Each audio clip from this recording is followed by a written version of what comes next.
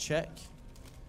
And it looks like Socke is just taking a 2-minute break, had to step away briefly, and just want him to know that when he gets back, he will be playing as the red pieces. Now, it is a Protoss versus Protoss on Shakura's Plateau. Again, in the mirror matchups, it won't really matter too much, but occasionally there can be some of the big differences in the positions. If you're in those horizontal positions, you have the back door to worry about, but if you're in the cross map, it's going to be a big, long macro battle. It's quite interesting. Socke lost versus Bisu in PvP.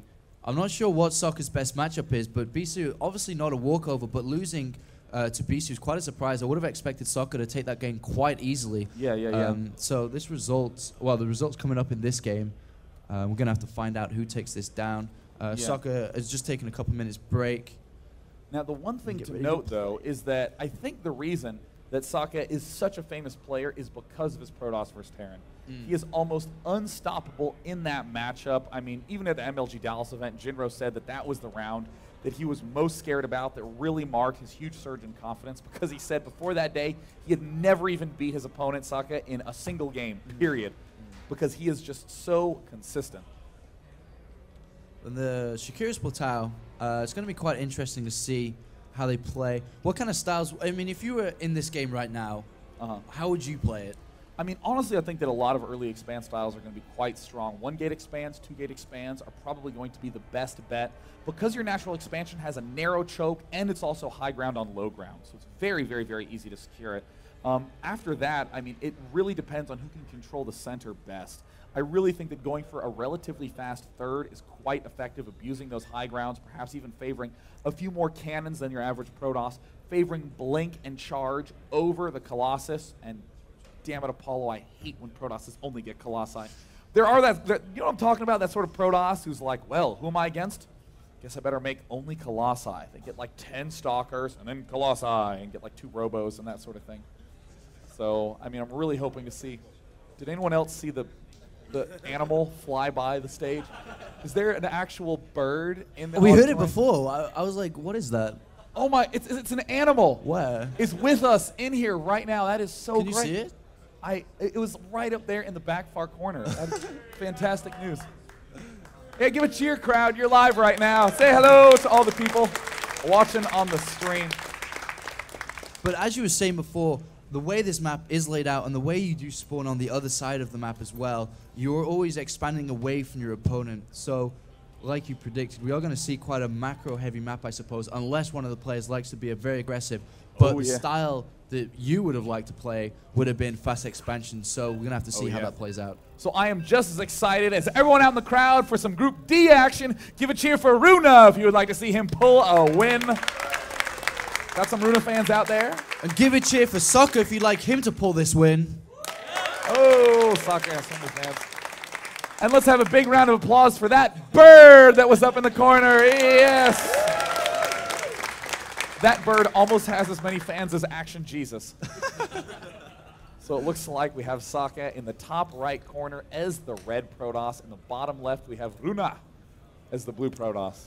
Would you put the pylon inside or down on the bottom of your ramp? I mean, it's kind of, I don't know how to play this. I mean, I don't really play Protoss at all, and Protoss versus Protoss is probably my least experienced matchup. How would you play that? Would you put the pylon in your base or down the base? I mean, generally there's nothing wrong with placing it here, but I mean, definitely if you did a little bit of fun action here, you can just abuse this wide concave against this relatively small ramp to block the Stalkers and Sentries and get your Expo up, but it looks like Socke is building that pylon right next to his Nexus, as is RunA.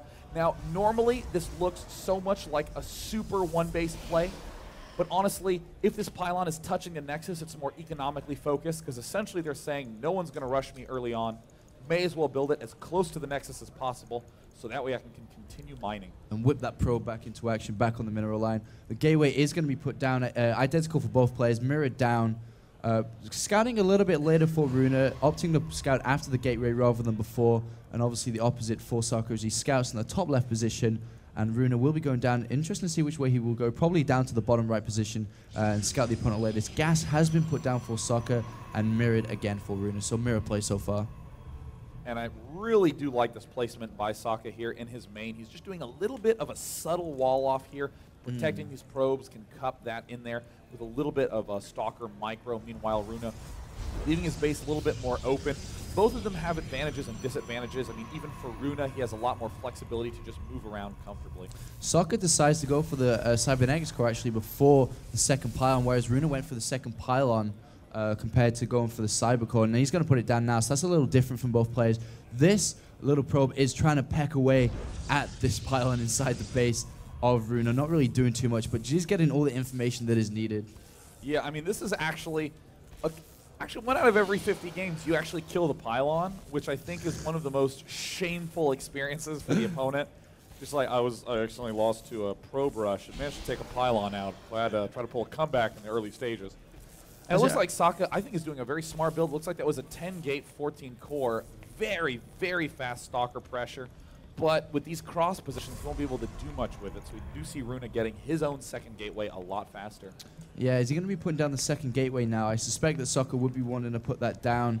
Has got a lot of minerals. There it goes. It is going down. Puts a third straight away too. So just saved up minerals so he could put the second and third down.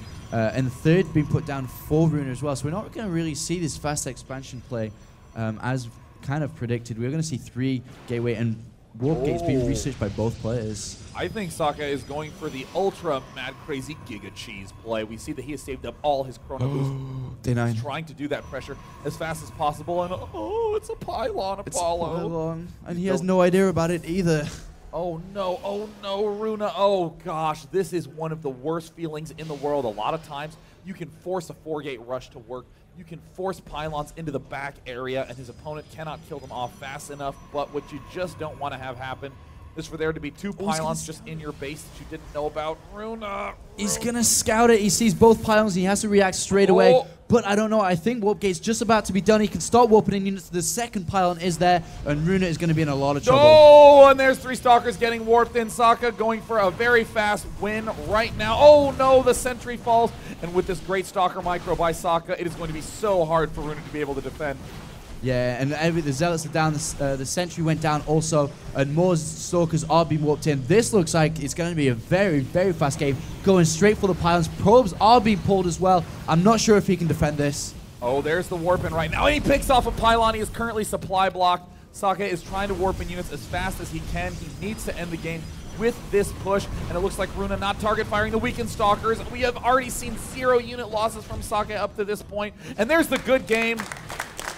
Socke manages to pull that win off, making him 1-1 in his group in a very, very fast game. And that makes RunA 0-2 in his group now, which probably puts him out of the groups. Unfortunately, that's going to be kind of the end of RunA unless we do see his consolation game. Against Nama, which is going to be an extremely hard game to play against because Nama is a very strong Terran. He's really been improving his play dramatically over time. Has even hit that #1 ranking spot on the Blizzard Top 200 ladder. So this will be the next game, and interestingly enough, it is on Steps of War. That is quite interesting. A lot of players, nobody actually likes to play that map, no matter what race it is. I like that map. I hate this map. I guess I'm a random player. I can do any sort of gimmick I want. I'm like a Zerg player of nightmares about this map. So we will end up inviting Nama and RunA into this game, and honestly would not be surprised if RunA asked for a little bit of a break before this game, because that is one of the most rattling experiences to lose to some sort of early pressure, because a lot of these players have game plans that extend 25, 30 minutes into the game.